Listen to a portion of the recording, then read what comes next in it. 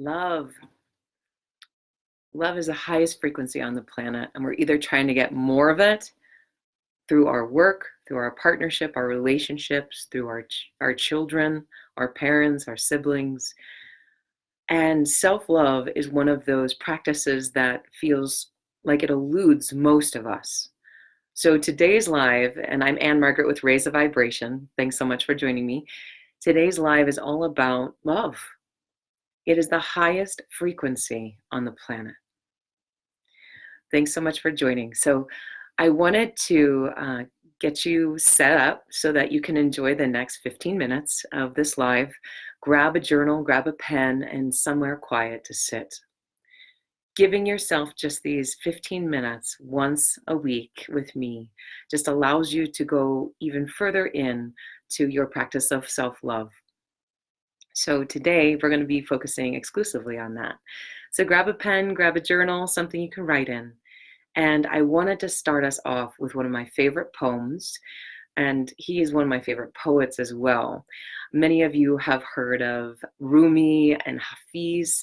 These beautiful poets are actually the equivalent of the psalm writers in Christianity, but in Islam. So in the Muslim faith, they have Sufi poets, or Sufism. It's a version or a sect of this faith. And the Sufi poets write so beautifully like those psalm writers of Christianity. And their devotion, their love affair with God, with the divine source of all things, is so infectious. And it teaches us so much if we allow ourselves just to be with the beauty of what they write. It allows us to really learn how to more fully and more completely love ourselves, love our life, our experience of being alive, and love those in our lives.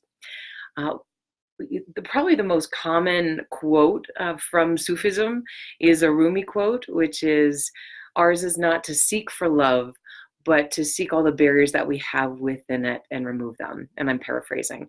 But this idea of we're trying to seek for love, it goes against everything of how the frequency of the feminine and that space of that feminine love really works in our universe, in our world. We've heard of the law of attraction. Some of us will just dismiss it outright, thinking that it's too woo-woo. But we know about magnetism. We know two magnets, bringing them together, if they are the same frequency, they're going to repel each other. So when we are attracting that love into our life through practices that we're doing with ourselves or somebody else, the more that we can have that space to receive the opposite of what we really are desiring within us. So we hold that feminine energy rather than seeking with a focused, intentional relationship to finding love, but we open to it. Then we are more likely, scientifically, energetically, to attract the opposite, that balance of that magnetism. Okay. And with love, with this idea that ours is not to seek for love, but to remove all the barriers we have within ourselves to it, then that's where we can go to work. That's where we can look and say, okay, what about my life? What about my energy? What about my frequency, my day-to-day dealings? Am I resistant to receiving that love from God or source, that love from my partner, that love from my children, that love from myself, or even just the love of the brilliance of this human journey, of nature, the abundance of everything that we've been given, the air in our lungs, that our heart is being beat for us. We don't have to remember all these things. So just marveling in the beauty of all of that is an extraordinary opening to this frequency. So I'm going to read this quick poem by HAFIZ. It is so short and so profound, and the title of it is "It Felt Love." It felt love, okay? So go ahead and close your eyes and just connect with your breath. And I want you to bring into your mind's eye just visualizing the color and the energy of the heart chakra this morning. So bring into mind, visualize a light rosy pink color or the light spring green color in your heart, and breathe into that heart center. Beautiful. And open up to this beautiful short poem by HAFIZ, the Sufi poet. It felt love. How did the rose ever open its heart and give to this world all its beauty? It felt the encouragement of light against its being.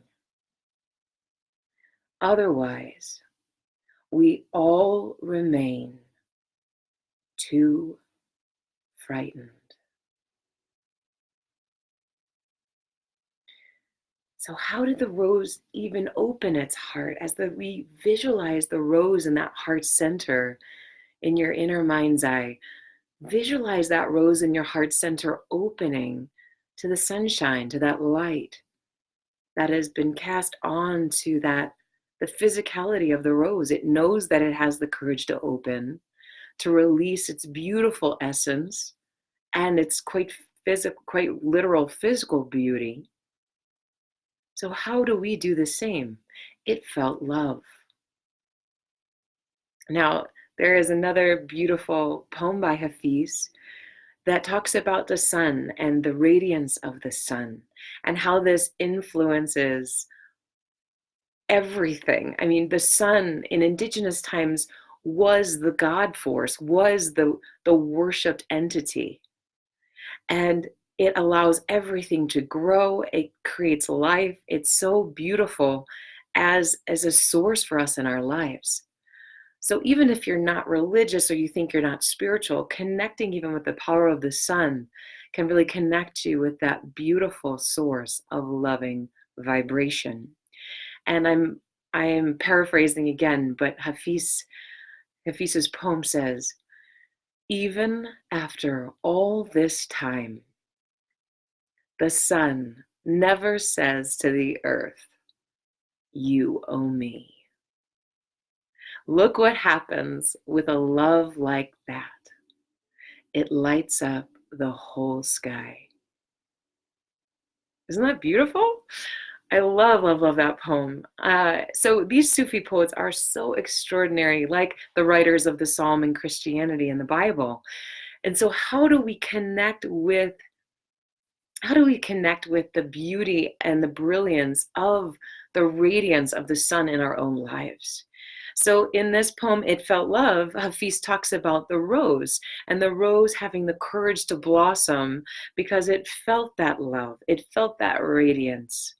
And one of the most incredible, I would say the most powerful sources of divine love in nature is that rose. And one of my favorite oils is actually rose oil. You can get this, I put it in the notes, but applying this as a self-love practice on your pulse points, you can roll it on, or wrists. It's a beautiful, beautiful reminder of self-love. And even the actual essence of rose oil is emotionally the equivalent of divine love. So all oils also have the emotional equivalent of the how it impacts our emotional body. So rose oil is an extraordinary, and it holds the highest measurable frequency of anything else on the planet. So all flowers, all trees, all herbs, everything living, it holds the highest frequency, which is why it's such a powerful essential oil.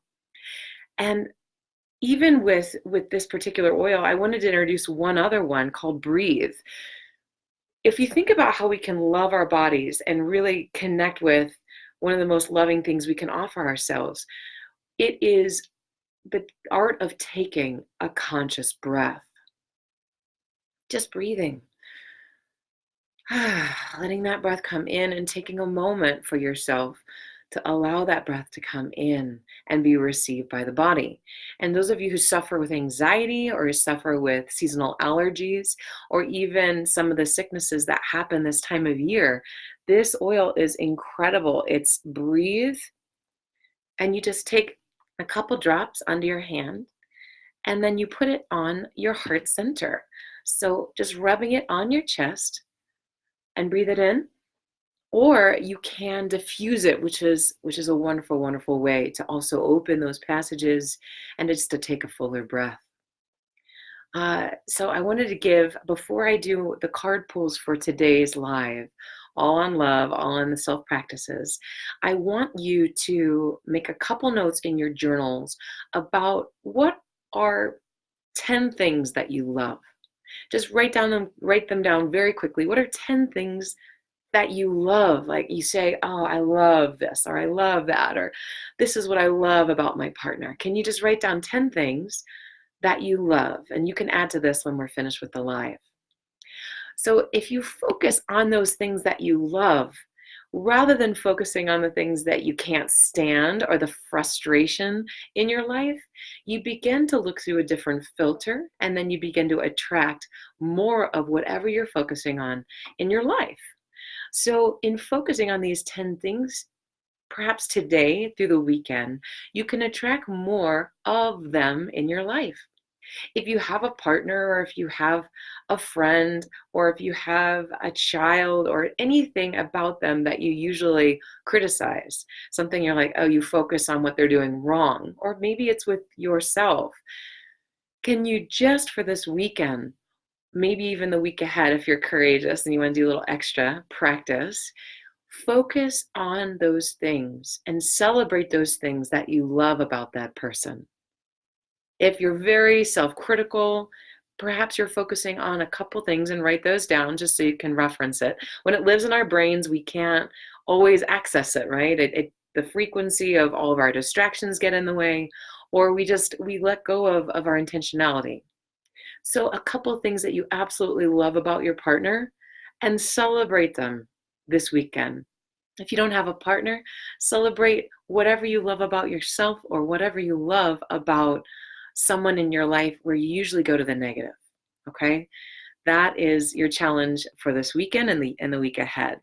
I just want to give a quick shout out to one of my beautiful friends, Lisa Cat, who gave me these lovely heart earrings. She just had a baby girl, so congratulations to Tony and Lisa Cat. I love you guys and sending you a lot of blessings. I know you're going to shower this little girl with so much love, and this is how we can think of ourselves, that inner child.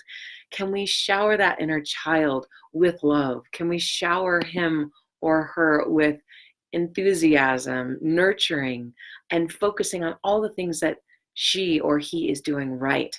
You'd be surprised what happens when you do that. So that is a challenge, right, Jill? Thank you guys for joining us. Hi, Kelly. Hi, Dorota, Frank. So I'm going to be picking a card now just to connect. These are from the Goddess deck. So I love these intuition cards. Let's see what we're going to pull today. Oh, it's perfect. Mother Earth, Mau, says you are called upon to help with environmentalism. Now this card, whenever I used to pull it, I would be like, what is this about? Mother Earth, environmentalism, thinking that I was going to go out and change my career to like helping, with recycling and with bringing awareness around.